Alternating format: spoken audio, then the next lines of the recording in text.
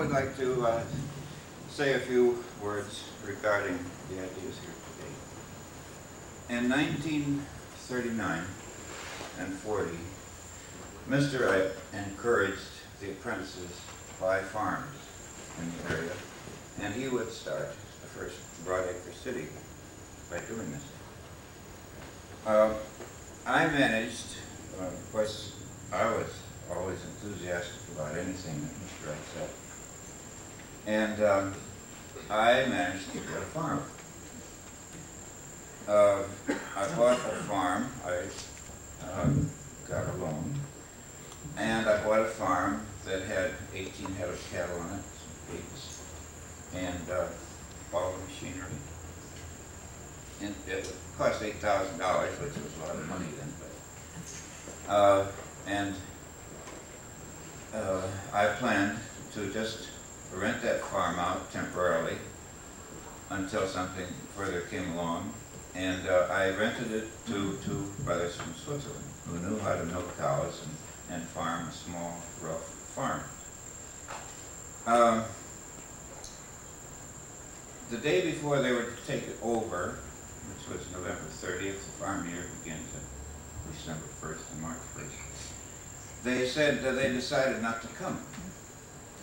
So here I was in the fellowship, and I had a farm with 16 or 18 cows waiting to be milked, pigs to be fed, and things to be taken care of there. So I had no choice but to go up and do it myself. I had never planned to leave the fellowship, but I had to go up there, and in so doing, I became persona non grata with Mr. Wright. Things were different; they wouldn't be that way now. But the farm was a real slum, although it was a beauty spot. So I started to just become a farmer. Fortunately, I had done enough farming here at Taliesin and in my boyhood uncle's farm for me to be able to handle it. Well, we had quite a winter.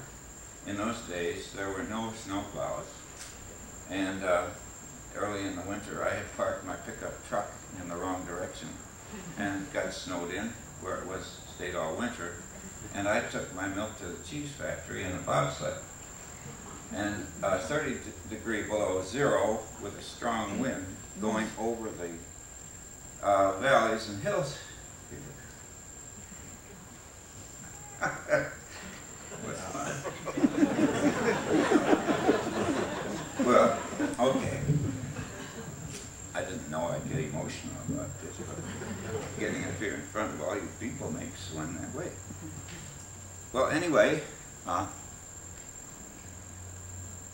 I had a debt to pay, and I had no choice but to leave the fellowship. So we had this winter, Arnold and I did the cooking and taking care of things, shoveling manure and meat, milk, and that. Speaking to the machine. So then along, and he milked about 15 cows, but I milked 2. I mean, that's the way it was. I wasn't very good at it. And so March 1st, I hope this is interesting enough for me to keep talking. This is what happened to one of these people who tried to do this thing that we're talking about. Then March 15th, the house was struck by lightning, which was an unusual time of the year for lightning, but anyway, it came, and it burned to the ground. I wasn't laughing. Anyway,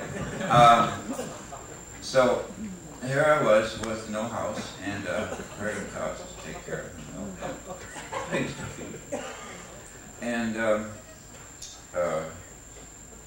so I moved into the corn crib. I don't know whether people from the city know what a corn crib is, but it's a place that has slats, so the corn is dry.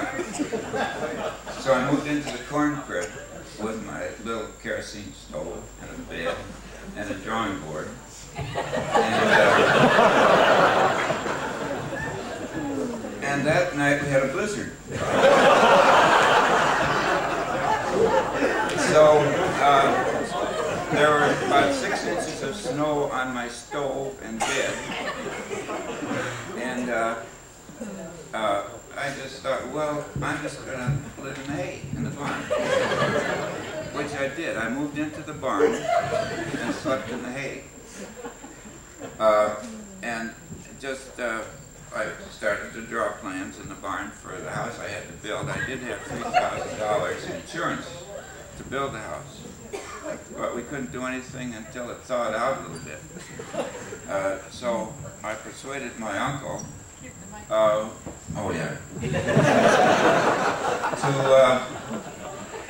come and lay stone. He was the son of my grandfather, who was a farmer and stonemason. In fact, my grandfather built a large part of Taliesin. And he said, well, I don't know how to lay stone.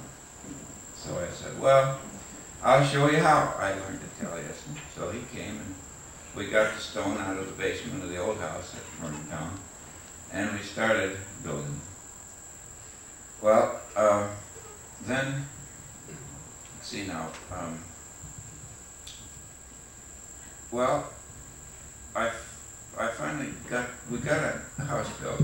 I had $3,000 insurance on the house that burned down, so that I thought, well, I have plenty of money to build another house, which I did. I built a house, and I bought a pickup truck and a cow, and I built a roof between the house and the barn and a roof below the barn, all for this $3,000. Of course, I had a few little milk checks in there, but when the cows dry up in the winter, you don't have much of an income. After Eloise and I were married, the following winter, we had one milk check for 90 cents. That was our monthly income. So then Eloise decided, well, she's going to go back to school. I got married, somewhat in between here. Well, anyway,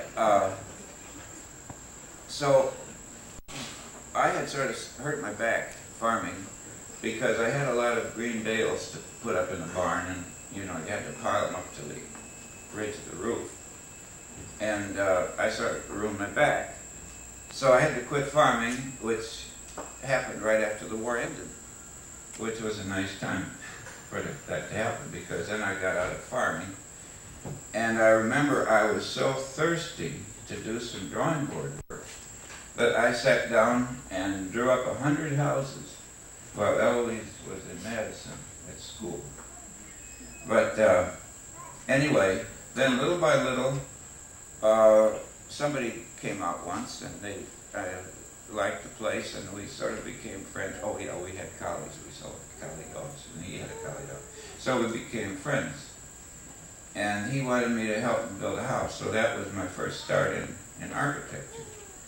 And he got the second house for me, and that's when I met Marshall, who was starting up at that time too. So anyhow, I don't know what the point of this story is, but it's one experience of how things can go a different way from what you think. And little by little, I got more and more involved in architecture, and I finally had a firm, and I got registered, and I had draftsmen, and became very involved. So I never did get back to Taliesin, which I had never planned to leave. We lived right here, and I always wanted to be close to it, because actually this is where I come from. My father was a draftsman from this place. So I just felt I had to tell you this, because I went through this scenario which went in a different direction. And your idea for the thing for the tax business, and the reason I had to do all this was nobody gave me the land.